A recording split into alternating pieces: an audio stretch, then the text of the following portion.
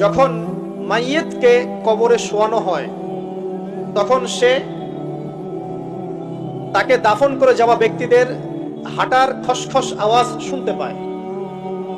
এরপরে তাকে যখন শুইয়ে দেওয়া হয়, সে যদি মুমিন ব্যক্তি হয় তাহলে তার মাথার দিকে তার সলাত এসে দাঁড়িয়ে যায়।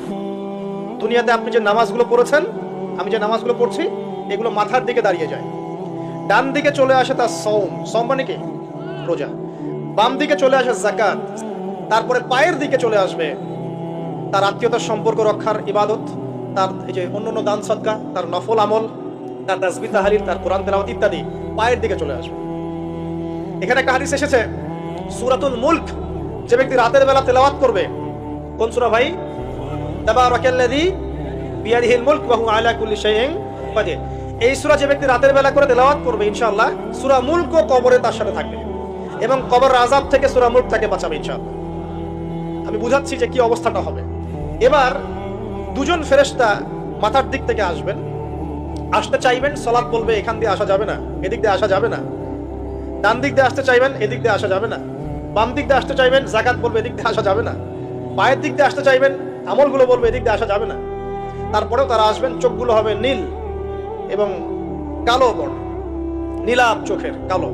মুনকার নাকি? উঠে বসিয়ে দেওয়া হবে। এবার তিনটা প্রশ্ন। প্রথমে প্রশ্ন হচ্ছে কি? মান রব, তোমার রবকে? তখন মুমিন বান্দা বুক ফুলিয়ে বলবে রব্বি আল্লাহ, আমার রবকে আল্লাহ। পৃথিবীতে যে ব্যক্তি আল্লাহর সাথে শিরিক করে নাই, আল্লাহর তাওহীদের উপর থেকেছে এবং তার উপরে মৃত্যুবরণ করেছে, ইনশাআল্লাহ সে ব্যক্তি এর উত্তর নির্দ্বিধায় দিতে পারবে ইনশাআল্লাহ। আর দুনিয়াতে যে বা যারাই আল্লাহর সাথে শিরিক করবে, আল্লাহর সাথে শিরকের পাপে লিপ্ত হবে, ওই অবস্থায় মারা যাবে, তাওহীদের উপর থাকবে না, কোশ্চিন কালেও মান রব্বক উত্তর দিতে পারবে না। তারপরে প্রশ্ন হয়ে যাবে বা দিনুক, তোমার দিন কি ছিল? মুমিন বান্দা উত্তর দিবে কি? দিন ইয়াল ইসলাম, আমার দিন ছিল ইসলাম। এখানে শুনে রাখেন, পৃথিবীতে যারা ইসলামকে পরিপূর্ণ রূপে পালন করবে তারাই এই উত্তর দিতে পারবে ইনশাআল্লাহ।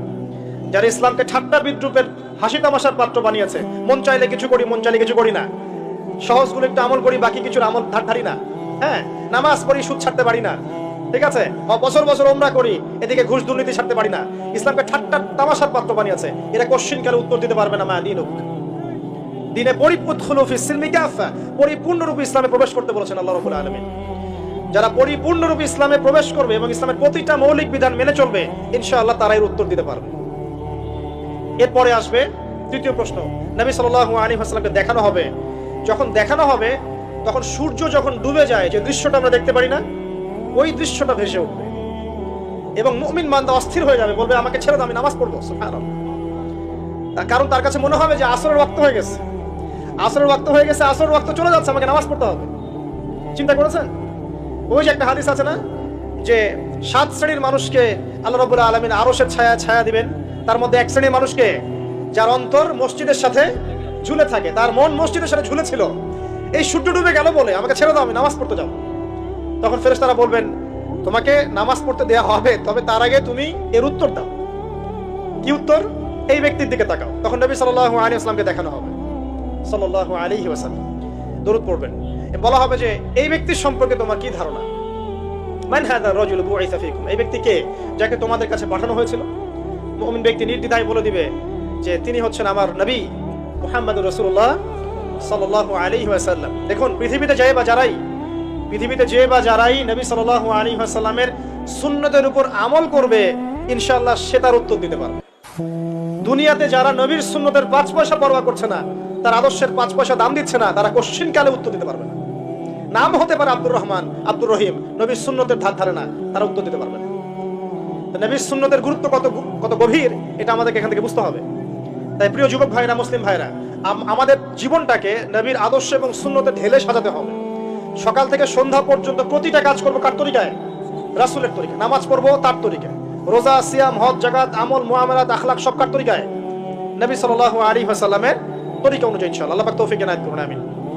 এবার ফেরেশতা দুজন জিজ্ঞাসা করবেন অবাক হয়ে যে তুমি কিভাবে এটা জানলে, তুমি কিভাবে এই 3টা প্রশ্নের উত্তর দিতে পারলে?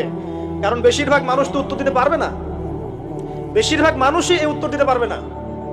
কারণ কিয়ামতের মাঠে 1999 জন মানুষ জাহান্নামে যাবে, নাউজুবিল্লাহ। তো এটা কঠিন পরীক্ষা। আল্লাহ রাসূল সাল্লাল্লাহু আলাইহি ওয়াসাল্লাম বলেছেন যে নিশ্চয়ই তোমাদেরকে এখানে পরীক্ষায় ফেলা হবে, আর তোমরা যদি এই পরীক্ষা জেনে তোমাদের মৃতদেরকে দাফন করা থেকে বিরত না থাকতে, তাহলে আমি তোমাদেরকে শুনিয়ে দিতাম কবরে কেমন পরীক্ষা হয়। মানে যদি আমরা শুনতে পারতাম যে কবরে কেমন পরীক্ষা হয়, আমরা ভয়ে আমাদের মৃতদেরকে দাফন পর্যন্ত করতাম না। এটা নবীজি বলছেন সাল্লাল্লাহু আলাইহি ওয়াসাল্লাম। তাকে জিজ্ঞাসা করা হবে যে তুমি কিভাবে জানলে এটা? বেশিরভাগ মানুষ তো পারে না উত্তর দিতে। তখন সেই ব্যক্তি বলে বসবে, সেই ব্যক্তি বলবে যে করাআতু কিতাব আল্লাহ, আমি আল্লাহর কিতাব এই কোরআন পড়েছি। মুমিন বলবে আমি আল্লাহর কোরআন পড়েছি, ফাআমানতু বিহি, আমি এর উপর ঈমান এনেছিলাম, ওয়া সাদ্দাকতু, এবং সত্যায়ন করেছিলাম। সুবহানাল্লাহ। অতএব দুনিয়াতে যারা দ্বীনের জ্ঞান অর্জন করছে না, কোরআন পড়ছে না, হাদিস পড়ছে না, পড়াশোনার চেষ্টা করছে না, জানার চেষ্টা করছে না, কবরে পাওয়ার ডিফিকাল্ট আছে। এটা একটা অন্যতম প্রশ্ন। আমরা কিন্তু মনে করি 3টা প্রশ্ন হচ্ছে, আসলে প্রশ্ন হচ্ছে কয়টা? 4টা। 3টার পরে আরো একটা এক্সট্রা। কিভাবে জানলে? তখন উত্তর দিচ্ছে আমি আল্লাহর কিতাব পড়েছি, ঈমান এনেছি, সত্যায়ন করেছি। সুবহানাল্লাহ। নবী সাল্লাল্লাহু আলাইহি ওয়াসাল্লাম হাদিসের পরের অংশে বলছেন যে যখন কাফের বান্দাকে উঠানো হবে, তখন ডানেও কিছু নাই, বামেও কিছু নাই, সামনে পিছনে কিছু নাই। মাথার দিক থেকে ফেরেশতারা চলে আসবেন, উঠিয়ে বসানো হবে, প্রশ্ন করা হবে কে তোমার রব? একটাই উত্তর, লা আদরি, আমি জানি না। নাউযুবিল্লাহ। কি তোমার দিন? লা আদরি, আমি জানি না। এই যে আল্লাহর তো খবর নাই, আল্লাহ পাকের বিধান মেনে চলার কোনো খবরই নাই, পরোয়াই নাই। সে জানবে কিভাবে ইসলাম কি জিনিস? সে জানবে কিভাবে আল্লাহ কি জিনিস? ও তো আল্লাহকে চিনেই না। দিব্যি বলে বেড়াচ্ছে মহাবিশ্ব সৃষ্টি হয়েছে বিগ ব্যাং থেকে, আল্লাহ বলে কেউ নাই। মানুষ সৃষ্টি হয়েছে বান্দর থেকে, নাউযুবিল্লাহ। ওই যে ডারউইনের মতবাদ, দ্য থিওরি অফ এভলিউশন নাকি? হ্যাঁ, তাই তো মনে হয়। অনেকদিন আগে পড়ছি ভাই, ভুলে গেছি। যাই হোক, মানুষ তো আল্লাহকে চিনছে না। এখনো মানুষ মনে করছে যে আল্লাহ বলতে কেউ নাই, এবং এই মুক্ত চিন্তার নামে, বাক স্বাধীনতার নামে নাস্তিকতার যে চর্চাটা বেড়েছে বাংলায়, এটা আশঙ্কাজনক। বড় বড় বিশ্ববিদ্যালয় থেকে পড়ে আসছে, অনেক সময় দেখলাম বড় বিশ্ববিদ্যালয়ের প্রফেসর, সে বলছে যে মহাবিশ্ব বিগ ব্যাং দিয়ে সৃষ্টি হয়েছে, সৃষ্টিকর্তা নাই এখানে। তো মুসলিম বিজ্ঞানীর একটা কথা বলতেন যে মানুষ বিজ্ঞান সম্পর্কে অল্প জানলে নাস্তিক হয়ে যায়, আর অনেক গভীর জ্ঞান অর্জন করলে আল্লাহর কাছে আত্মসমর্পণ করে। খেয়াল করে দেখবেন, ডক্টর, ইঞ্জিনিয়ার যারা বড় বড় লেভেলে চলে গেছেন, অনেক সিনিয়র, তারা কিন্তু বেশিরভাগ নামাজি দেখবেন, নামাজ পড়ে, দান সদকা করে, সমাজ কল্যাণমূলক কাজ করে। তারা কিন্তু রোগীর সেবা করতে গেলেও বলে যে নামাজ পড়িয়েন, রোজা রাখিয়েন, তারা কিন্তু বলে। অনেক ডক্টর আমি দেখেছি এমন, যারা যত বেশি গবেষণা করে তারা তত বেশি আস্তিক হয়ে যায়, আর টুটাফাটা গবেষণা করলে নাস্তিক হয়ে যাবে। কত প্রশ্ন, ইসলামের এটা কেন, ওইটা কেন, ইসলামে বহুবিবাহ কেন, হ্যাঁ, ইসলামে কি পর্দার বিধান কেন, তারপর ইসলামে এত রেস্ট্রিকশনস, এত বাইন্ডিংস কেন, হ্যাঁ, স্বাধীনতা নাই কেন, কত প্রশ্ন। ইসলামের এগেইনস্টে কত তীর এখন ছোড়া হচ্ছে। তো এই ব্যক্তি কেমন করে উত্তর দিবে যে মাহাদিনুক, তোমার দিন কি? আল্লাহর দিকে কত প্রশ্ন ছোড়া হচ্ছে, কত শিরকের পাপ আমরা করছি, অনেক সময় মুসলিম হয়েও শিরকের পাপ করছি। কিভাবে উত্তর দিবে মান রব্বুক?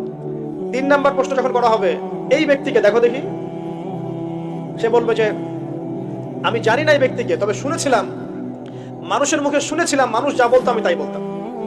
মানে সে রাসূল সাল্লাল্লাহু আলাইহি ওয়াসাল্লামের নাম শুনেছিল হয়তোবা, কিন্তু তার সুন্নত বা আদর্শ কখনো মেনে চলে নাই, পারলো না। এবার জান্নাতি ব্যক্তি হলে কি হতো? ওই যে সূর্য ডুবছিল যেখানে, তার দৃষ্টির সীমা পর্যন্ত কবরকে প্রশস্ত করে দেওয়া হতো, এবং জান্নাতের একটা দরজা তার কবরে খুলে দেওয়া হতো। এটা কিভাবে করা হবে সেটা আল্লাহ পাক জানেন, এটার ব্যাখ্যা করার জ্ঞান আল্লাহ আমাদেরকে দেন নাই। যেই মানুষের ক্ষুদ্র জ্ঞানে মানুষ ব্যাকটেরিয়া, ভাইরাস নিয়ে গবেষণা করতে হিমশিম খেয়ে যায়, সে মহাবিশ্বের স্রষ্টা নিয়ে কিভাবে গবেষণা করবে? আল্লাহ পাকের অসীম জ্ঞানের সামনে আমার জ্ঞান কি? খুবই ক্ষুদ্র। হাদিস এসেছে বুখারী শরীফের মধ্যে যে একটা মহাসমুদ্রের মধ্যে যদি একটা পাখি 1 ফোঁটা পানি উঠিয়ে নিয়ে যায়, ওই 1 ফোঁটা পানি হচ্ছে মহাবিশ্বের জ্ঞান, আর বাকি পুরো মহাসাগর হচ্ছে আল্লাহ পাকের জ্ঞান। তো আমরা এই ক্ষুদ্র জ্ঞানের মানুষ হয়ে আল্লাহর জ্ঞানকে কেমন করে পেনিট্রেট করতে পারি? তো আল্লাহ পাক জান্নাতের দরজাগুলো খুলে দিবেন, একটা দরজা খুলে দিবেন, সেখান থেকে বাতাস আসবে, সে জান্নাতের নাজ নিয়ামত উপভোগ করতে থাকবে, এবং তার রূহটাকে সবুজ রঙের পাখির আকৃতিতে জান্নাতে রেখে দেওয়া হবে। ইল্লিন মানে ওখানে জান্নাতের নিয়ামত সে পাবে। এটাকে বলা হয় দারুল বারজাখ বা বারজাখের জীবন। পাপী ব্যক্তি হলে জাহান্নামের দরজা খুলে দেওয়া হবে, আর জাহান্নামের সে আযাব ভোগ করতে থাকবে, এবং পুণ্যবান ব্যক্তি হলে জান্নাতের দরজা খুলে দেওয়া হবে, এবং এর নাজ নিয়ামত সে ভোগ করতে থাকবে। তখন তাকে বলা হবে এটা জান্নাতের সেই জায়গা যেখানে তুমি থাকবে। এটা দেখার সাথে সাথে, শোনার সাথে সাথে তার যে খুশি উৎফুল্লতা আরো অনেক বেড়ে যাবে। এবং সে কি করবে জানেন? সে পৃথিবীতে ফিরে আসতে চাইবে। সে বলবে, আমাকে আমার পরিবার বর্গকে জানাতে দেন, আমাকে আমার পরিবার বর্গকে জানাতে দেন যে আমি ভালো আছি।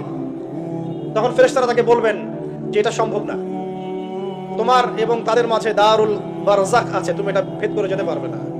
তখন তার আত্মাটাকে ইল্লিনে দেওয়া হবে, একটা সবুজ পাখির আকৃতিতে জান্নাতে ঘুরে বেড়াবে ইনশাআল্লাহ। আর যদি জাহান্নামী হয়, তাহলে যে বললাম দরজা খুলে যাবে জাহান্নামের, মর্মান্তিক আযাব তার দিকে আসতে থাকবে, কবর সংকুচিত হয়ে আসবে এমন ভাবে যাতে তার বাম পাজর ডান পাজরের ভিতরে এইভাবে ঢুকে যাবে। নাউযুবিল্লাহ। এবং এই আযাব চলতে থাকবে ইলা ইয়াউমি ইউবআসুন, পুনরুত্থানের দিন পর্যন্ত।